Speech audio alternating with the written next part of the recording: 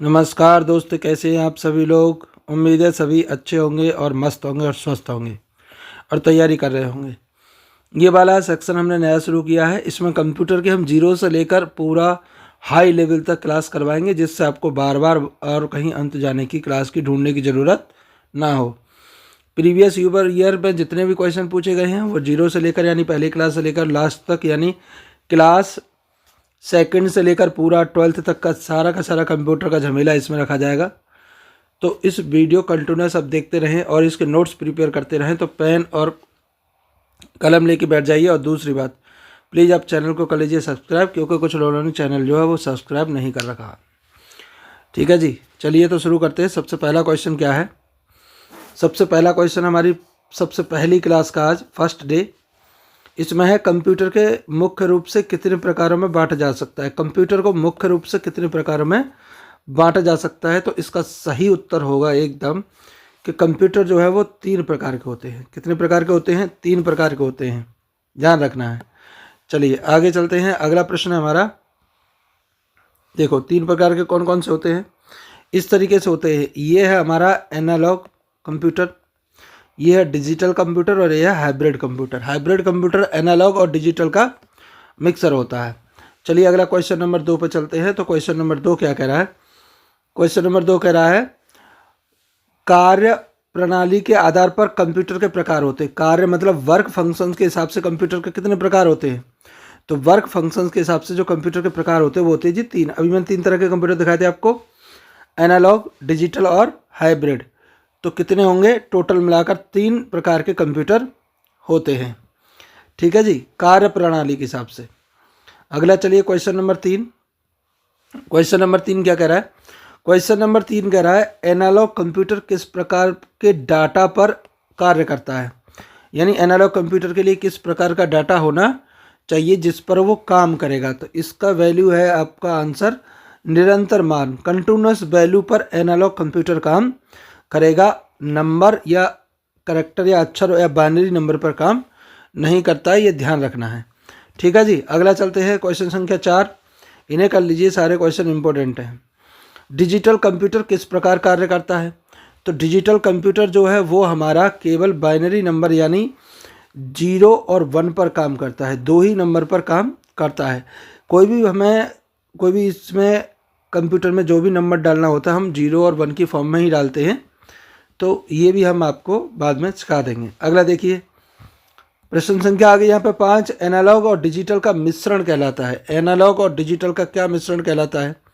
तो एनालॉग और डिजिटल का मिश्रण कहलाता है आपका हाइब्रिड कंप्यूटर। मैंने अभी आपको दिखाया था ऊपर, एनालॉग डिजिटल दोनों को मिला देंगे तो क्या बनेगा? हाइब्रिड कंप्यूटर बनता है, ये ध्यान रखना है। क्वेश्चन संख्या 6।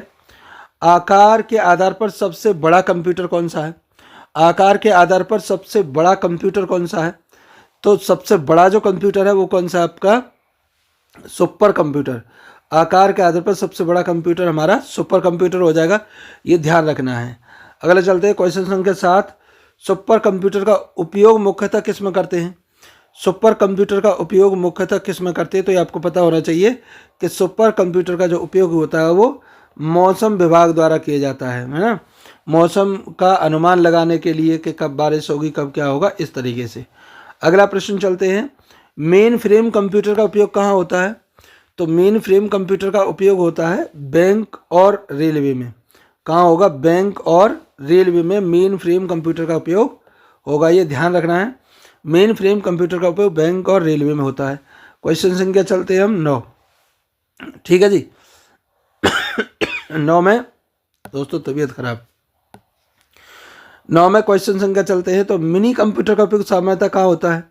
मिनी कंप्यूटर का उपयोग कहाँ होता है। तो इसका ध्यान रखना आपको, मध्यम संस्थान में, मध्यम संस्थान जैसे ऑफिस वगैरह हो गए तो वहाँ पर ये मिनी कंप्यूटर का उपयोग होता है। अगला चलते हैं, माइक्रो कंप्यूटर का उदाहरण है। माइक्रो मतलब बहुत छोटे लेवल पर जो होते हैं। तो माइक्रो कंप्यूटर के उदाहरण में कौन सा आता है आपका? माइक्रो कंप्यूटर में आएगा डेस्कटॉप कंप्यूटर, जो दुकान वगैरह पर लगे होते हैं वो माइक्रो कंप्यूटर कहलाता है, ध्यान रखना है। अगला चलते हैं, लैपटॉप किस प्रकार का कंप्यूटर है। लैपटॉप किस प्रकार का कंप्यूटर है बताओ। अभी मैंने बताया था, तो इस हिसाब से जैसे कंप्यूटर होता है उस हिसाब से लैपटॉप भी आपका माइक्रो में ही आएगा। अगला चलिए अगला प्रश्न चलते हैं। टैबलेट किस श्रेणी में आता है? टैबलेट कंप्यूटर किस श्रेणी में आता है? तो अभी आपको बता रहे थे माइक्रो लेवल में आएगा, ये सारे किस में आएंगे? माइक्रो में आएंगे, तो माइक्रो कंप्यूटर में आएगा। ठीक है जी। अगला चलिए अगला प्रश्न है, स्मार्टफोन किस प्रकार का होगा? बताओ स्मार्टफोन किस प्रकार का होगा? स्मार्टफोन किस प्रकार का कंप्यूटर है? तो स्मार्टफोन भी हमारा किस में आएगा? माइक्रो में ही आएगा। सारे आपके जो यूज करते जनरली वो माइक्रो होते, ध्यान रखना है। अगला प्रश्न चलते हैं, प्रश्न संख्या 14। सर्वर कंप्यूटर का मुख्य कार्य क्या होता है? सर्वर कंप्यूटर का मुख्य कार्य होता है डाटा को वो शेयर करेगा, डाटा को भेजेगा एक तरफ, तो वो कहलाएगा हमारा सर्वर कंप्यूटर, डाटा को साझा करना। अगला प्रश्न है प्रश्न संख्या 15। वर्क स्टेशन किसके लिए प्रयोग होता है? तो वर्क स्टेशन किसके लिए प्रयोग होता है हमारा? वर्क स्टेशन प्रयोग होता है हमारा ये उच्च ग्राफिक कार्य के लिए, उच्च ग्राफिक कार्य के लिए वर्क स्टेशन का प्रयोग किया जाता है। अगला है एम्बेडेड कंप्यूटर का प्रयोग कहाँ होता है? एम्बेडेड कंप्यूटर का प्रयोग कहाँ होता है बताओ? तो इसका सही उत्तर हो जाएगा आपका घरेलू उपकरणों में। एम्बेडेड का कहाँ होगा? घरेलू उपकरणों में। अगला प्रश्न संख्या चलते हैं, एटीएम मशीन किस प्रकार के कंप्यूटर का उदाहरण है? एटीएम मशीन किस प्रकार के कंप्यूटर का उदाहरण है? तो ये जो उदाहरण है एटीएम वाला, वो आपका एम्बेडेड कंप्यूटर का उदाहरण है। ये ध्यान रखना है बी वाला कि हमारा उत्तर हो जाएगा embedded ATM machine. Wearable computer का उदाहरण है। वियरेबल मतलब पहनने वाला, तो वियरेबल कंप्यूटर कौन से हो जाएंगे? वियरेबल कंप्यूटर हो जाएंगे जैसे आपका स्मार्ट वॉच को पहन सकते हैं ना, तो ये किस में आएगा? वियरेबल कंप्यूटर में आएगा। अगला चलते हैं, अगला देखिए, डेस्कटॉप कंप्यूटर सामान्यतः उपयोग होता है। डेस्कटॉप कंप्यूटर सामान्यतः उपयोग होता है, तो डेस्कटॉप किसके लिए उपयोग होता है ये आपको बताना है। ये होता है आपका स्थिर स्थान पर, डेस्कटॉप स्थिर स्थान पर होता है। इसे हम एक जगह से दूसरी जगह लेके नहीं जा सकते, बार बार नहीं लेके जा सकते हैं। अगला प्रश्न संख्या 20 पर चलते हैं। अगला क्या कह रहा है? नोटबुक कंप्यूटर किसका दूसरा नाम है? नोटबुक कंप्यूटर किसका दूसरा नाम है? तो लैपटॉप का ही दूसरा नाम है। अगला चलिए प्रश्न संख्या 21। पाम टॉप कंप्यूटर क्या है? पाम टॉप कंप्यूटर क्या है? तो पाम टॉप जो कंप्यूटर है वो आपका इसका ऑप्शन हो जाएगा हथेली के आकार का। पाम मीन्स होती है हथेली, तो हथेली के आकार का पाम टॉप कंप्यूटर हो जाएगा। क्लाउड सर्वर किस प्रकार का कंप्यूटर है? क्लाउड सर्वर किस प्रकार का कंप्यूटर है? तो ये आपका एक वर्चुअल कंप्यूटर है। क्लाउड सर्वर कैसा कंप्यूटर है? वर्चुअल जो आपका आसानी से चलाया जा सकता है स्पेस में, इस तरीके से। वर्चुअल मतलब जो रियल में नहीं होता उसे वर्चुअल कहते हैं। चलिए अगला चलते हैं। अगला आपका क्वेश्चन नंबर 23। तो गेमिंग कंसोल किस प्रकार का कंप्यूटर है? गेमिंग कंसोल जो है वो एक स्पेशल प्रकार का कंप्यूटर है। किस प्रकार का है? स्पेशल प्रकार का कंप्यूटर है। तो ये इस श्रेणी में आएगा कि गेमिंग कंसोल हमारा कैसा है? स्पेशल प्रकार का कंप्यूटर है कंसोल। अगला चलते हैं, स्पेशल पर्पस कंप्यूटर का अर्थ होता है। तो स्पेशल पर्पस कंप्यूटर का अर्थ होता है, कौन सा अर्थ होगा इसमें से? तो इसका सही अर्थ होगा आपका केवल पढ़ने हेतु। किसके लिए? केवल पढ़ने हेतु। तो ये इसका रॉन्ग आंसर है। एक्चुअली इसका सही आंसर है आपका एक विशेष कार्य के लिए। किसके लिए? एक विशेष कार्य के लिए स्पेशल पर्पस कंप्यूटर का इस्तेमाल होता है। अगला क्वेश्चन संख्या 25 चलिए। जनरल पर्पस कंप्यूटर का उदाहरण है। जनरल पर्पस कंप्यूटर का उदाहरण कौन सा है बताओ? जनरल पर्पस कंप्यूटर का उदाहरण, तो जनरल पर्पस के लिए कौन सा करते हैं हम? डेस्कटॉप जो है वो जनरल पर्पस के लिए यूज होता है। क्वेश्चन संख्या 26। डिजिटल कंप्यूटर की गति होती है। डिजिटल कंप्यूटर की गति कैसी होती है बताना है आपको। तो डिजिटल कंप्यूटर की गति होती है बहुत अधिक, तेजी से काम करता है ना डिजिटल कंप्यूटर। अगला प्रश्न संख्या देखिए 27। हाइब्रिड कंप्यूटर का उपयोग कहाँ होता है? हाइब्रिड कंप्यूटर का उपयोग कहाँ होगा? तो 27 का सही आंसर हो जाएगा अस्पताल में। अस्पताल में, क्योंकि वहाँ पेशेंट वगैरह को भी देखने के लिए कंप्यूटर का यूज होता है, तो वो हाइब्रिड कहलाएगा। डिजिटल, एनालॉग और सभी का उपयोग वहाँ पर होगा, वो हाइब्रिड कहलाएगा, ध्यान रखना है। क्वेश्चन संख्या 28 में कह रहा है वो कि मेन फ्रेम कंप्यूटर एक समय में सेवा देता है। मेन फ्रेम कंप्यूटर एक समय में कितनी सेवा देगा? तो इसका ध्यान रखना है आपको, कई उपयोगकर्ताओं को ये सेवा देगा मेन फ्रेम कंप्यूटर। ठीक है जी। क्वेश्चन संख्या चलते हैं हम आगे। क्वेश्चन संख्या हमारा 29, और 29 में क्या पूछा है उसने? माइक्रो कंप्यूटर का सबसे सामान्य उदाहरण कौन सा है? माइक्रो कंप्यूटर अभी मैंने बताया था आपको, सबसे छोटे वाले माइक्रो कंप्यूटर होते हैं। तो इसमें सबसे सामान्य उदाहरण कौन सा माइक्रो कंप्यूटर का? उसका सही आंसर हो जाएगा आपका लैपटॉप। लैपटॉप जो है वो माइक्रो कंप्यूटर में आता है, डेस्कटॉप माइक्रो कंप्यूटर में आता है, और आपका कोई भी उसके आकार का कंप्यूटर माइक्रो कंप्यूटर में आता है। क्वेश्चन संख्या चलते हैं 30। तो 30 में क्या कह रहा है वो कि किस प्रकार के कंप्यूटर से सबसे अधिक प्रोसेसिंग क्षमता होती है? तो किस प्रकार के कंप्यूटर में सबसे अधिक प्रोसेसिंग क्षमता होती है? इसका सही उत्तर हो जाएगा आपका 30 वाले का सी आंसर हो जाएगा इसका सही, यानी सुपर कंप्यूटर में सबसे अधिक प्रोसेसिंग क्षमता होती है। अगला प्रश्न संख्या 31, डिजिटल कंप्यूटर का आउटपुट होता है। डिजिटल कंप्यूटर का आउटपुट क्या होता है ये बताना है। तो इसका सही उत्तर क्या हो जाएगा? संख्यात्मक। डिजिटल मतलब संख्यात्मक, नंबर के हिसाब से वो आउटपुट देगा। अगला चलिए, अगला है हमारा प्रश्न संख्या 32, वैज्ञानिक अनुसंधान में प्रयुक्त होने वाला कंप्यूटर कौन सा है? वैज्ञानिक अनुसंधान में प्रयुक्त होने वाला कंप्यूटर कौन सा है आपका? तो इसका सही उत्तर हो जाएगा सुपर कंप्यूटर। कौन से होते हैं वहाँ? सुपर कंप्यूटर होते हैं। अगला, बैंकिंग क्षेत्र में सबसे अधिक उपयोगी होता है। बैंकिंग क्षेत्र में सबसे अधिक उपयोगी कौन सा होता है बताओ? तो इसका हो जाएगा आंसर बी नंबर सही, यानी मेन फ्रेम कंप्यूटर सबसे ज़्यादा उपयोगी होता है।